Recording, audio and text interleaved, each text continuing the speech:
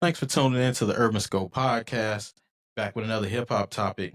Now, being from Memphis, thinking about the rap scene and rap history from Memphis, I started thinking about 8Ball and MJG, the great hip hop duo from Memphis, from Orange Mound, Tennessee to be exact. Now, my discussions and thinking about this topic was they might be the most underrated rap duo in hip hop history. Now, not just speaking from being a homer, but just speaking from the works that they put out and the lack of coverage they get in the media. So when people mention rap duos, you have to think about who is always mentioned. Now, there's an Outcast, there's Mob Deep, there's UGK, Eric B and Rakim, Gangstar, whoever you want to name, but rarely is an 8Ball and MJG ever mentioned. Now, I never hear about them on Joe Budden podcast or Rory and Maul's podcast, Elliot Wilson. Of course, these guys are East Coast guys, so they don't understand it as much. But I'm not sure if they're mentioned on the Southern podcast, such as 85 South Show or I forgot Ray's show, but his show or any other shows. I never really hear about 8Ball and MJG. I never see them really do appearances. I'm not sure if people are reaching out to them and they're just not getting back to them, or people just not reaching out, period. But 8Ball and MJG is a classic rap duo. It has a nice catalog that is underseen and undervalued in hip hop because mostly they're regional and they're local. But with the exception of the two albums they did on the Bad Boy, that really, I didn't really listen to them around that time. They were more commercial, but I don't think some of their best work came from there. At that time, they were just looking for a contract and just looking to reinvigorate what they were already doing. So I don't really count the Bad Boy years, even though they do count. But I'm talking about prior to that Bad Boy era, what they were able to do in hip hop. Now, being a lost treasure in these hip hop circles, like I said before, they don't get the coverage. But true hip hop fans know the importance of their solo debut album of Coming Out Hard. And they're one of the rare groups that actually stayed together. Now, most of those groups that I named earlier, Outkast, UGK, and Mobb Deep, of course, one of their group members died, so they didn't stay together. But other group members, like in duos, usually don't stay together because creative differences going ahead and stuff like that. But MJG and A-Ball were able to stay together and stay connected and always seem like have a unity.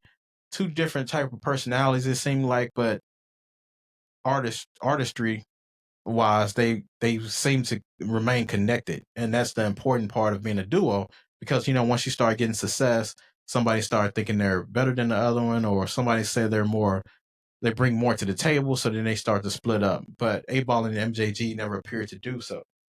But talking about that Coming Out Hard album, which one of my favorite albums listening to coming up, it was 9 songs, not comparing it to Thriller, but it was 9 songs and it was short, concise, and excellence put together.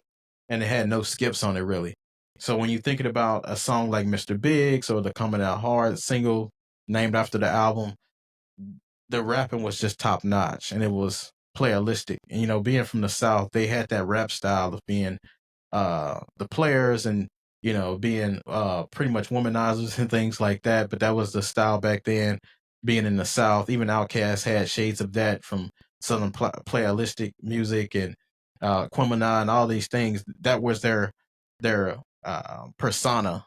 That was their character that they were creating, or the story that they were trying to pick. That they were players in the street and they were womanizers and they were, just all around just players to the game. And that's what the persona was for UGK, or the persona you want to say for Outkast, and no, it's no different for 8Ball and MJG. And this album definitely was their best album, I want to say, and their most cohesive album. And it was short and sweet to the point. And that production from Tony Draper, he doesn't get enough credit as well, being, creating the Suave House records. And he had great people come out of Suave House, whether it be Rick Ross, Jazzy Faye. He even had some collaborations with Ice Cube back in the day.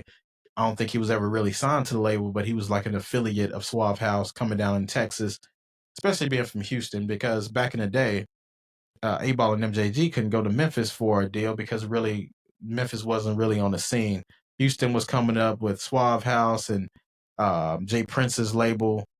Can't think of what his label is right now when it comes to mind, but that label, Houston, Texas, had a lot of music and it was starting to grow. Even Master P in New Orleans, he couldn't get signed. He had to go to California and get his deal and figure things out. So a lot of things back then you had to go to other places like New York and California and even Chicago and Texas and things like that to get a deal, because if you're a local, you really couldn't find it in your city, similar to what Nelly did with St. Louis. But whether it was Space Age Pimpin' or Mr. Biggs, they always gave you consistency and elite emceeing. Um, 8Ball and MJG was Memphis's version of UGK, or Memphis's version of Outkast, or Memphis version of Mobb Deep. They were just that great, that elite, and they put out great music all the time, and they had classic hits.